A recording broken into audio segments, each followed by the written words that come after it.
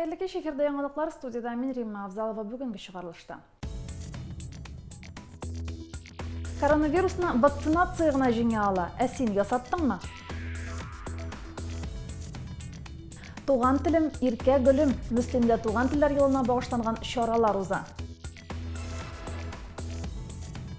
1, 2, 3. Бездә гайрәт, бездә көч. 31-нче кышкы Спартакиада төгәлләнү алдында. Хәзер әлеге һәм башка вакыйгалар хакында тулырак. Коронавируска каршы вакцинация бара. Вакцинаны район үзәк хастаханәсендә ясатырга мөмкин. Прививка кемнәргә ясала? Вакцинация ясаганда искәрмәләр бармы? Әлеге һәм башка сорауларга коллегаларыбыз ачыклык кертә.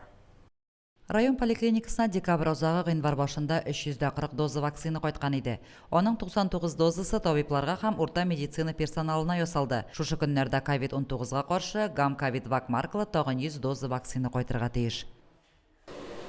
Бүгінгі күнде бүтін вакцина ясалып бітті. 340 доза еткенімше.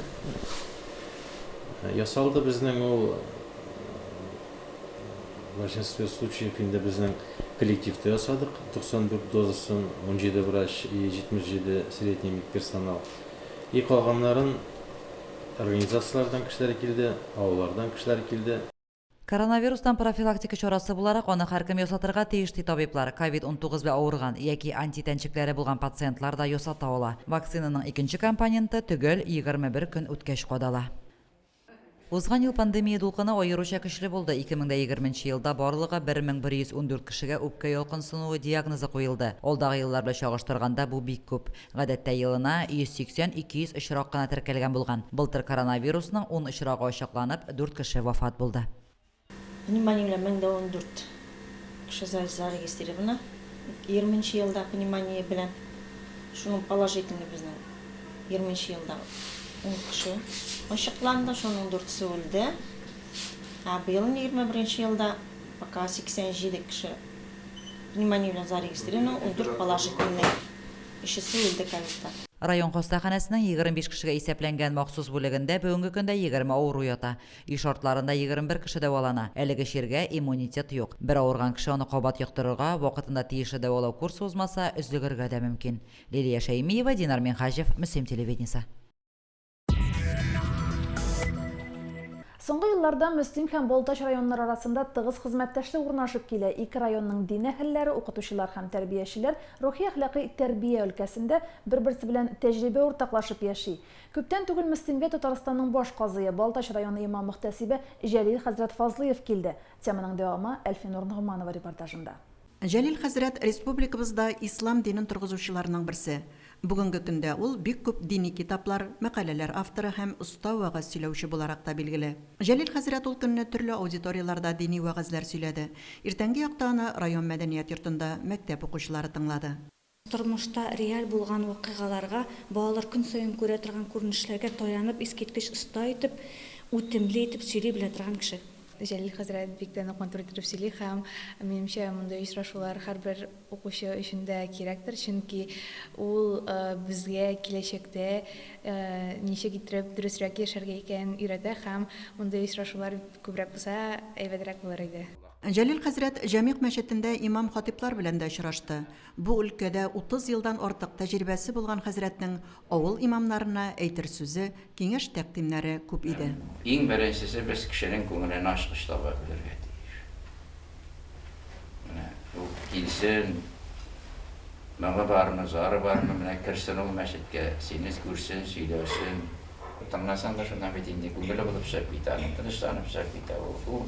Синең янга килгән бит инде, ул бит шул кайгысыннан кибеткә барып, арага кайтып төшмәгән ул, шулай бит инде. Кемдер эшләргә итә. Менә шуңа күрә кем генә килсә дә, без аның күңеленә ачкыч таба белергә тиеш инде.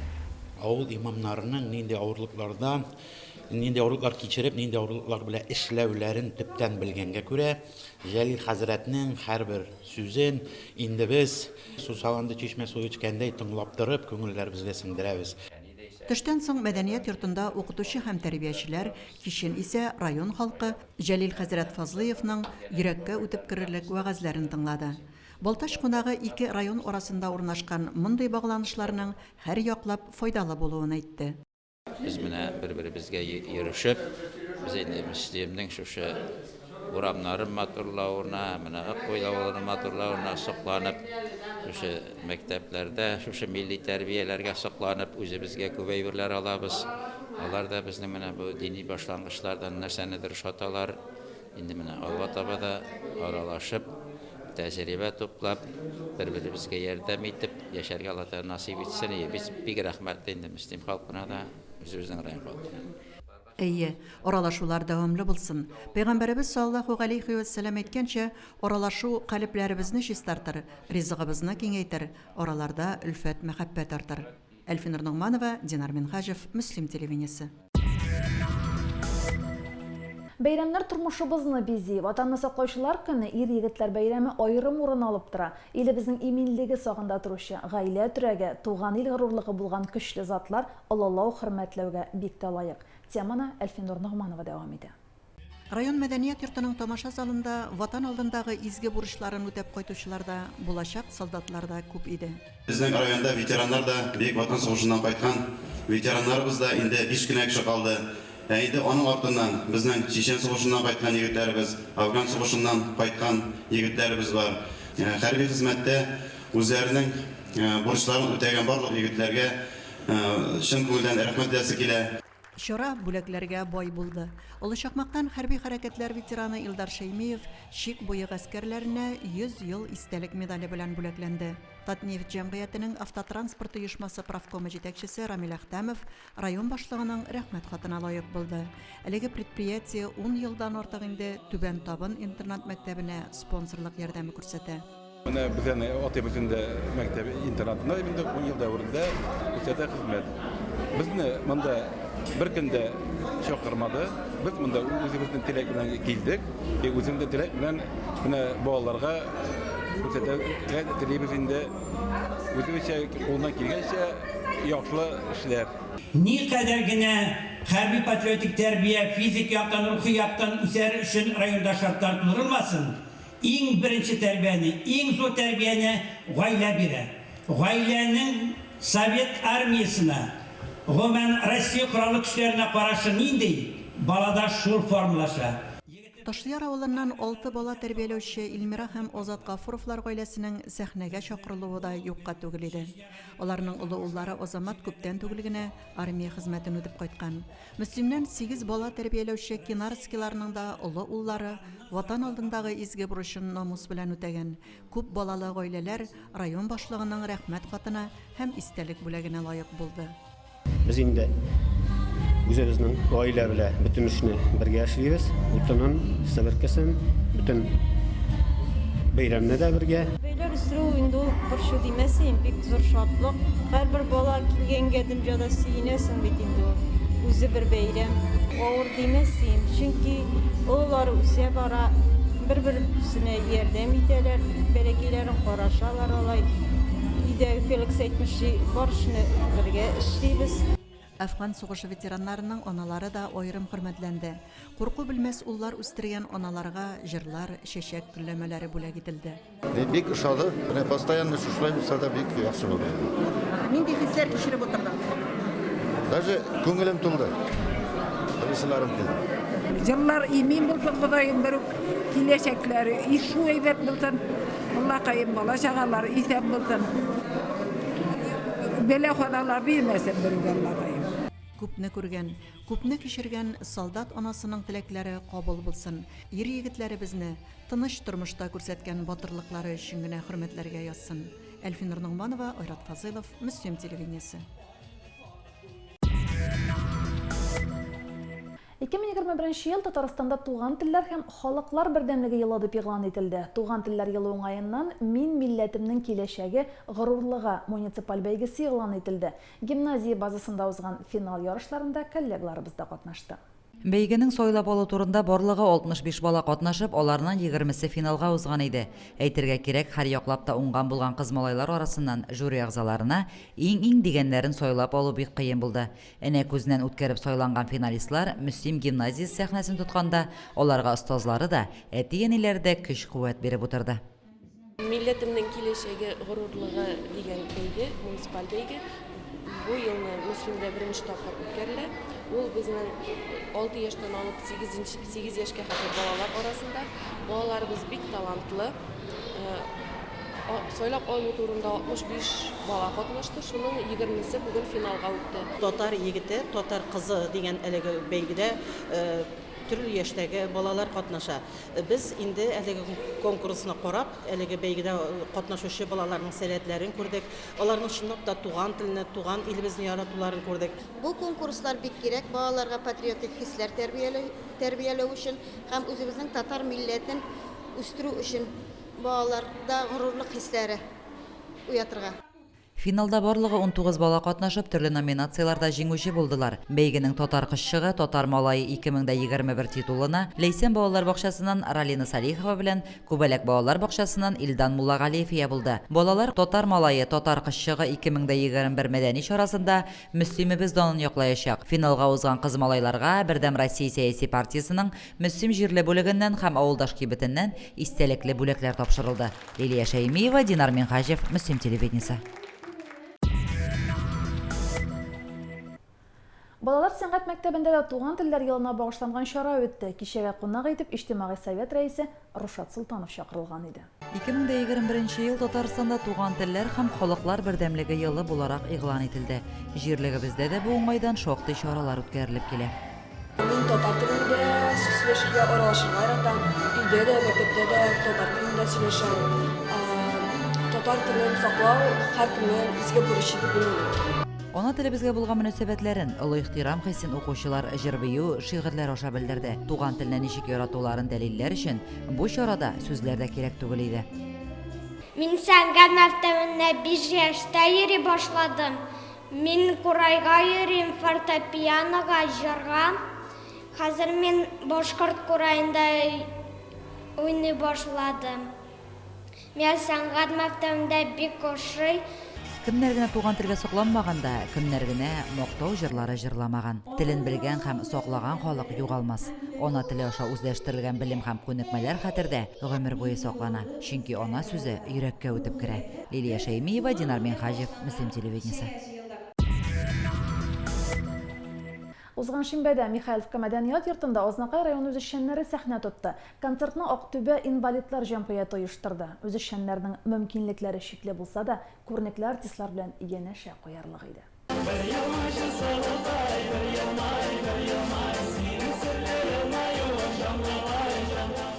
Җырлы язмышлар ансамбле оешуга 9 ел. Төркем составында мөмкинлекләре чикле Азнакайлылар иҗат итә. Төркемнең җитәкчесе Ләйлә Карамова Мөслим районының яңа Карамалы кызы.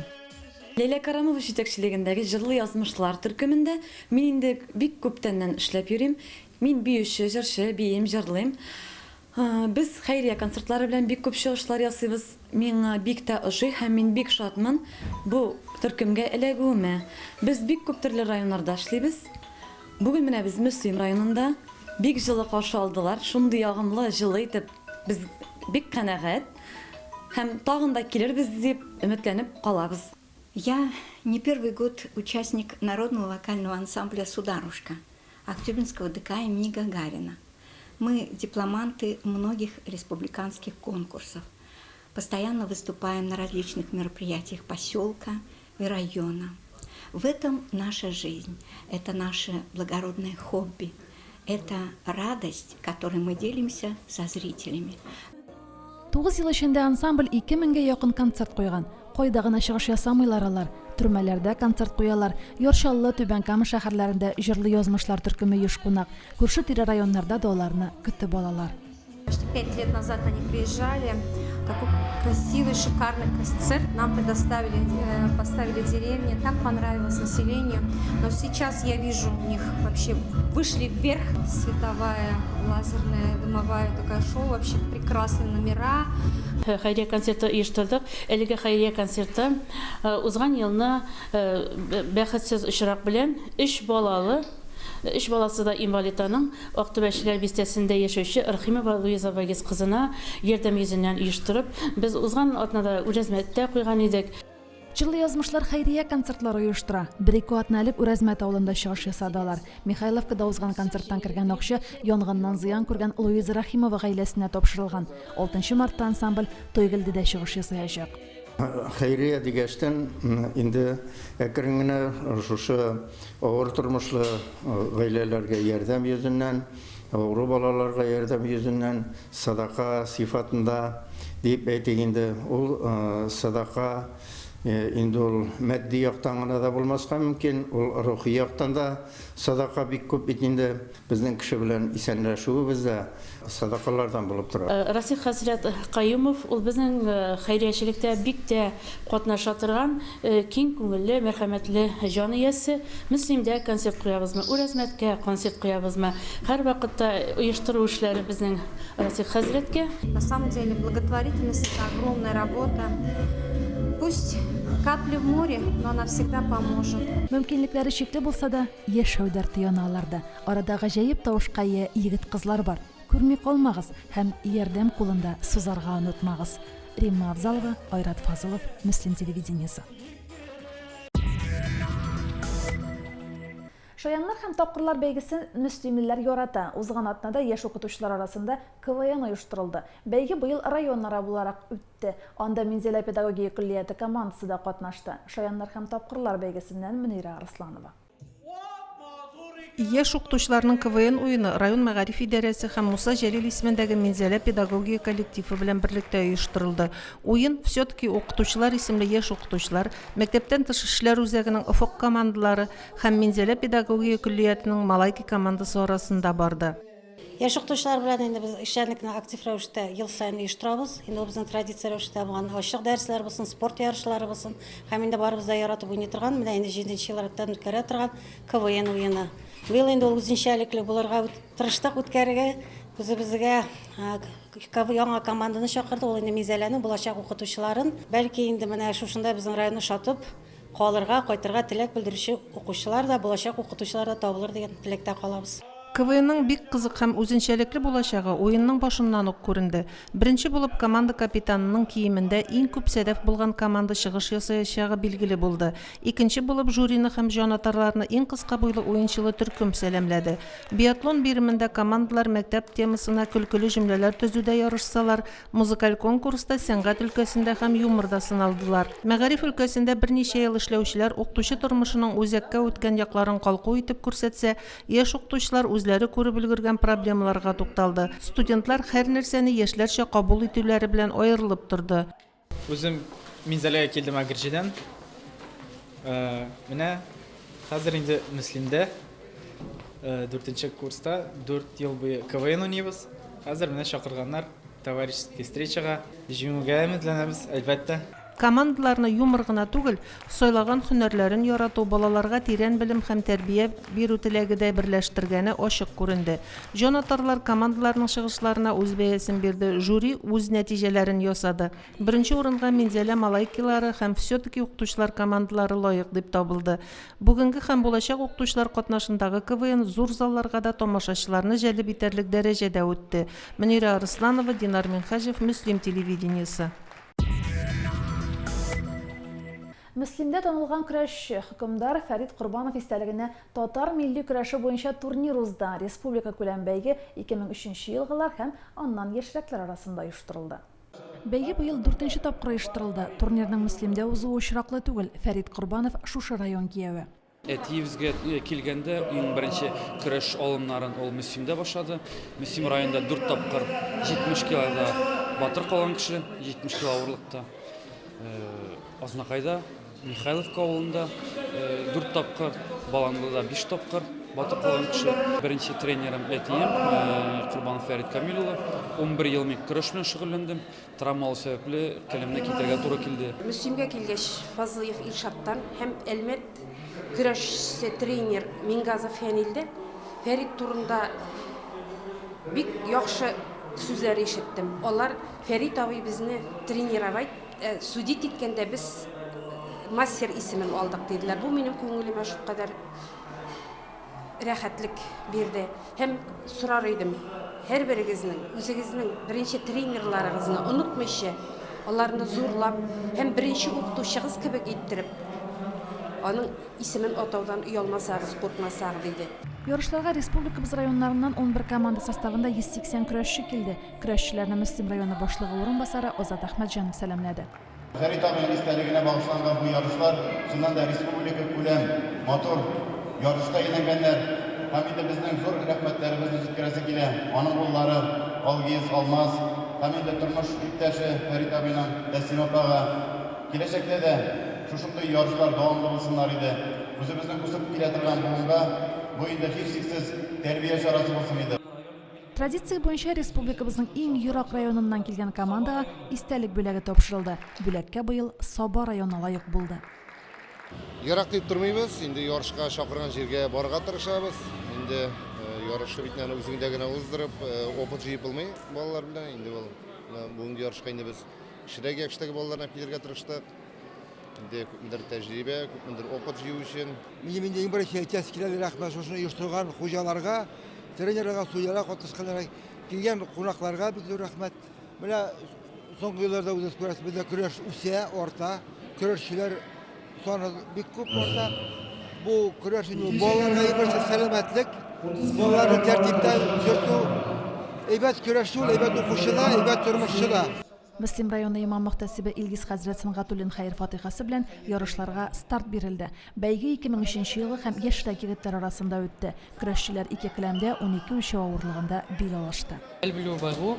Я занимаюсь уже где-то 2-3 года. Вот, короче, мне нравится кидать, работать техникой. Вот. Готовился я где-то уже почти месяц. Вот. Я не ел 2 дня, просто так. Я пил только воду, чай и сок. Тренер Рустам Рафисович. Сначала, когда соревнования было, мне надо сначала шишеларны кидать и там, потом, когда соревнования уже близко, бөркін, мне надо уже дуслар белән көрәшә. Я көрәшүші, мен 1 ел гына барам көрәшкә. Тренер безнең Рустам Рафисович. Ул бик әйбәт тренер. Я бик әйбәт ушу. Ул минем көчне поднимать итә. Мен көрәш белән 3 ел буена заниматься итәм. Минем тренерым Альберт Раисович Шаймухаметов. Минем уйлавымча көрәш бөтен егеткә кирәк ул. Егетләр спорты. Әлбәттә көрәш белән травмаларсыз булмый. Һәр үлчәү авырлыгында җиңүчеләр билгеләнде. Мөслимлеләрдән 55 килограмм үлчәү авырлыгында Илназ Яхин 2-нче, Кәрим Рахимов 3-нче урынны алды. 75 килограмм авырлыктагылар арасында Ранис Тулбаев һәм 80 килограммда Самат Солтанов 3-нче урынга лайык булдылар. Көрәшчеләргә грамоталар, медальләр, кыйммәтле пакетлар тапшырылды. Университеттан көрәшә башладым. 7 ел инде көрәшәм. Шул 7 ел эчендә чемпион Россия була алдым, Татарстанда алдым. Менә бу күңелле ярышка килдем. Көрәшкәндә авыр булды инде, көндәшләр җиңел булмады. Финалда әйбәт көрәштек. 1-8 булды почти. Шуңа булса да мин җиңә алдым инде тренировкаларга йөреп чалуга. Бу ярыш Мөслим районында татарча көрәшне үстерүгә тагын бер адым булыр дип уйлыйм инде мин. Нигездә соңгы елларда безнең татарча көрәшкә инде игътибар кимеде.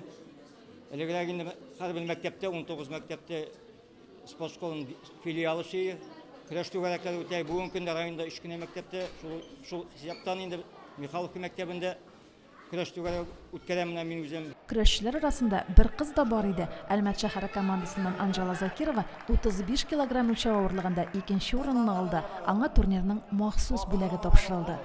Үз үлчәү авырлыкларында җиңү яулаган егетләр арасында велосипед уйнатылды. Бүләкне Актаныш районыннан килгән Рөстәм Шакирҗанов отты. Мин көрәш белән елдан артык шөгыльләнәм.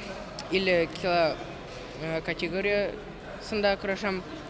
Һәм менә бу ярышта беренче урын алып, велосипед миңа эләкте.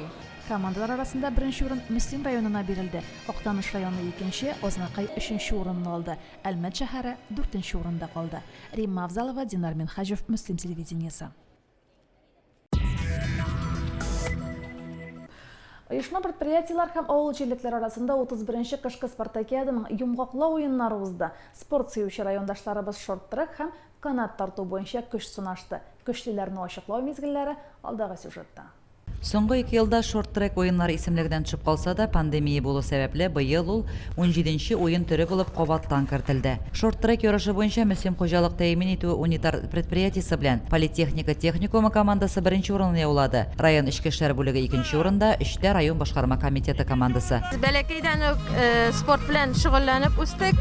Һәм инде менә бүгенге көндә канат бәйгесенә Миләшкәй балалар бакчасын яклап килдек. Мөслим районында булган һәрбер спорт чараларында бик тырышып һәм теләп катнашып барабыз. Җирлегебездә спорт белән шөгыльләнер өчен барлык шартлар да бар. Менә бүген инде шорт-трек белән бау тарту ярышлары бара. Бөтенебез күмәкләшеп килдек, бик сөенеп, бик күңелле итеп ярышабыз, катнашабыз. Спортны бер качан калдырмыйм. Үзем хоккей белән увлекаться одна сайын 2 тапкыр, иногда бер тапкыр Ознакайга барып бедовый дворецларга уйныйм. Монда тренажерный залларга кирергә тырышам. Шуңа күрә актив дип әйтәм. Канат тарту уены буенча иратлар арасында Мөслим хуҗалык тәэмин итү унитар предприятиесе белән политехника техникумы командасына тиңнәр булмады. 2дә Август агрофирмасы белән ХПП командасы булса, 3тә мәктәпләр. Хатын-кызлар арасында канат тарту буенча район үзәк хастаханәсе лидерлар рәтендә калды. Барлык уен нәтиҗәләре буенча оешма һәм предприятиялар арасында мәктәпләр командасы 31нче кышкы спартакиада уеннарының җиңүчесе булды. 2дә район үзәк хастаханәсе, 3тә Мөслим хуҗалык тәэмин итү унитар предприятиесе белән политехника техникумы командасы. Җиңүче командаларга 14 мең, 9 мең һәм 5 мең сумлык сертификатлар, мактау грамоталары, медальләр, кубоклар тапшырылды. Лилия Шәймиева, Динар Нуртдинов, Мөслим телевидениесе. Бүгенге шулар, мен Римма Авзалова сезнең белән саубуллашам һәм барлык хатын-кызларны бәйрәм белән тәбриклим. Кадерле һәм бәхетле булуыгызны телибез. Исән-имин булыгыз.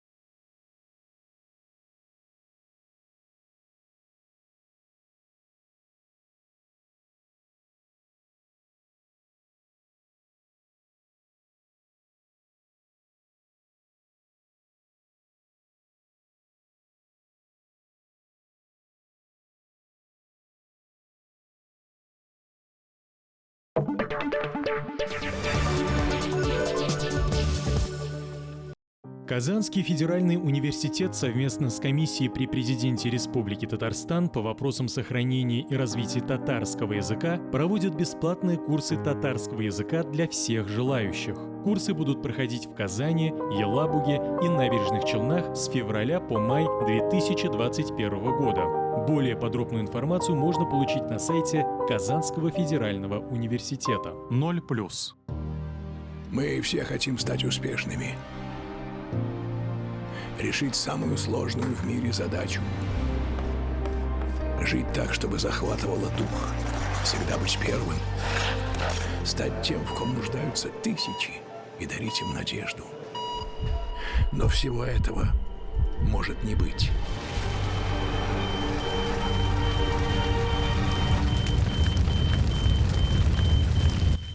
Научите ребенка безопасному обращению с огнем.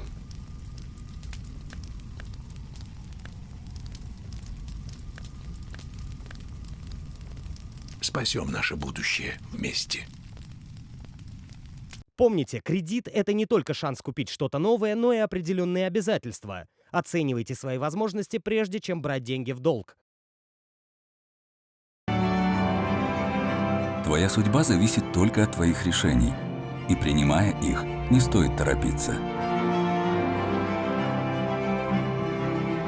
Просто знай, что впереди обязательно загорится зеленый свет –